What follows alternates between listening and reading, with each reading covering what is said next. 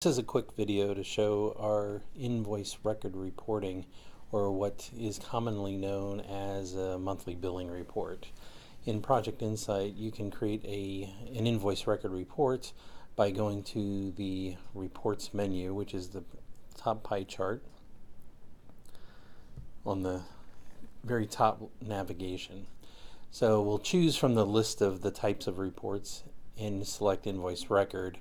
And you could create an invoice record report from scratch, and it has the same types of reporting mechanisms that you find in all the Project Insight reports, such as date and then filtering options, group bys, and selection of table columns that you want to include in your report.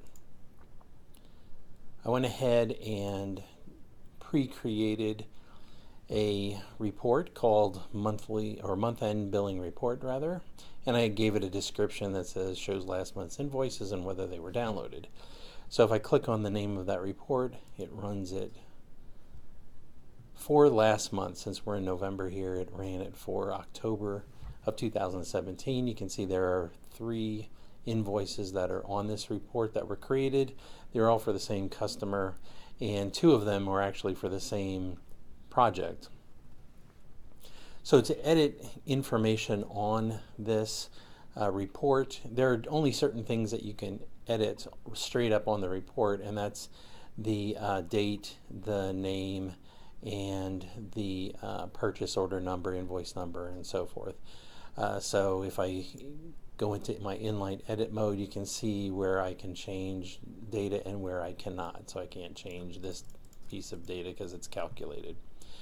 So I'm going to go ahead and cancel that. So how do I change some other data that's not showing on this report? Well, the easiest way to do that is to go into the invoice by clicking on the name of it. So when you go into the invoice, and this invoice was created previously, and you can watch the videos on creating invoice under the invoice topics link that was in the email, and you'll see that this is an invoice here for hardware consultant. This is a subcontractor, so it's billed out as a cost, and software, and then we've got these labor items down here. So the expense line items, which are the non-labor, the sum of these 3 up here, and the labor items are the sum of the rest of this, which includes we took out the initial payment that these guys made at the beginning of the month.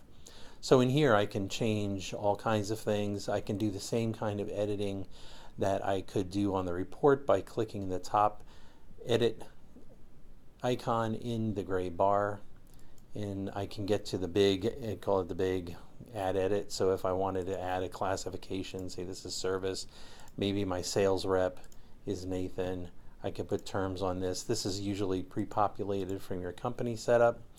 And I can also say that it's ready to download, and this ties into downloading it for QuickBooks. So I'm going to go ahead and do that and save it. And the other thing I can do is edit these line items. So perhaps I don't want to show the different line items here with the hours and so forth, or maybe I do. Maybe I want to add in quantities or something like that.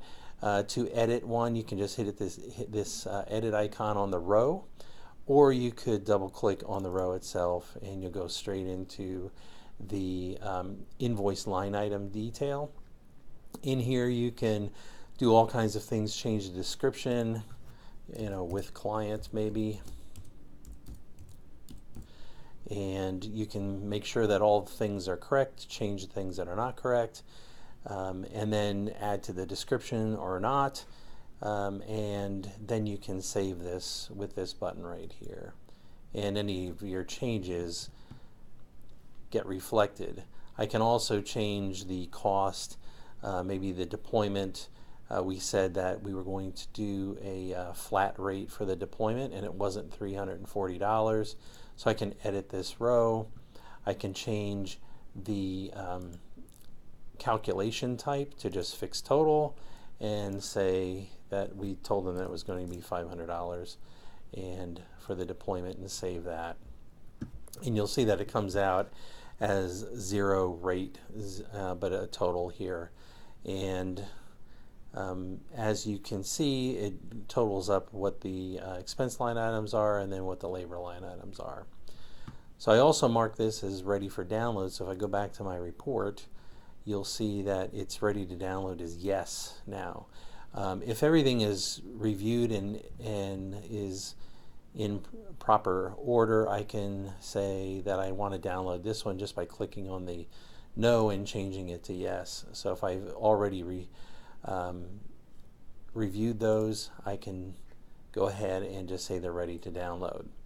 So the final step is actually downloading the invoices into an Iaf file.